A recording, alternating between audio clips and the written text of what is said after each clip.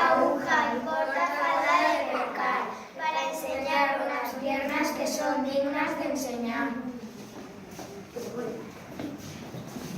Los labios perfilados, decisión en el andar, los ojos de negra noche brillantes como el cristal. El pelo muy cortito, es rubio como el champán, la sonrisa es una rosa que va brindando amistad. Es coqueta femenina, trabajadora cabal, luchando por sus derechos con coraje y humildad.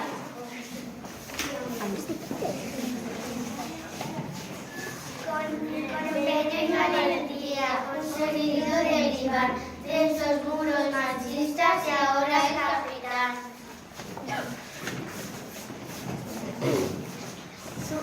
Su barriga convencido y todos la admiran ya.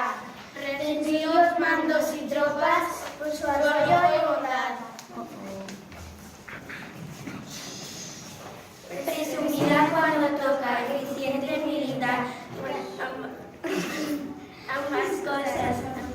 Ambas cosas compatibles, cada una en su